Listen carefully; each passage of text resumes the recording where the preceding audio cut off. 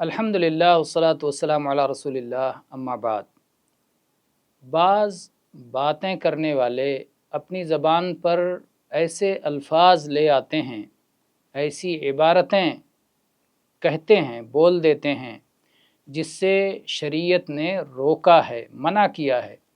بہت سارے لوگ اپنی کہی ہوئی بات کا شرعی حکم بھی نہیں جانتے کہ شریعت نے اس کی اجازت دی ہے یا اجازت نہیں دی ہے، تو نادانی کی بنا پر ایسا کہہ جاتے ہیں۔ اور بعض لوگ حکم تو جانتے ہیں لیکن بھول چوک سے کہہ جاتے ہیں، اور سب سے برے لوگ وہ ہیں جو جان بوجھ کر کے مسئلے کو جانتے ہوئے دانستہ طور پر ایسے الفاظ کہتے ہیں۔ ایسے الفاظ کی تمام الفاظ کی تفصیل نہیں بیان کی جا سکتی۔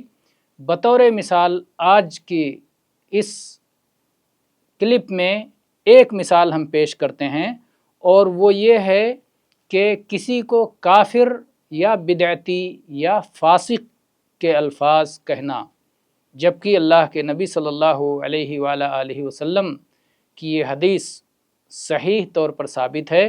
آپ نے فرمایا کہ جو اپنے بھائی سے کہے اے کافر، تو ان میں سے کسی ایک پہ لوٹ آئے گا۔ اس کا مطلب یہ ہے کہ اگر آپ نے کسی کو کافر کہا اور وہ کافر کہے جانے کا حقدار نہیں ہے، تو آپ کے اوپر وہ لوٹ کے آ جائے گا۔ کتنی خطرناک بات ہے، لیکن بہت سارے لوگ اس خطرناکی کا احساس نہیں کرتے اور اپنی زبان سے بے دھڑک اس طرح کے الفاظ بولتے رہتے ہیں، کافر، بدعتی، فاسق، اس طرح کی چیزیں کہتے رہتے ہیں۔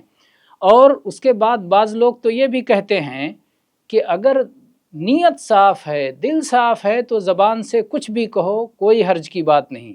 یہ ایسا کہنا درست نہیں ہے۔ نیت صاف ہے، زبان سے بھی وہی لفظ کہنا چاہیے جس کا کہا جانا جائز ہے۔ آپ کی نیت اللہ ہی جانتا ہے۔ کفر و شرک پر دلالت کرنے والے الفاظ یا ایسے الفاظ جن سے اللہ نے منع کیا ہے، اللہ کے رسول نے منع کیا ہے، ایک مسلمان کے لیے جائز نہیں ہے کہ ان الفاظ کو اپنی زبان سے ادا کرے۔ واللہ اعلم والحمد للہ رب العالمین۔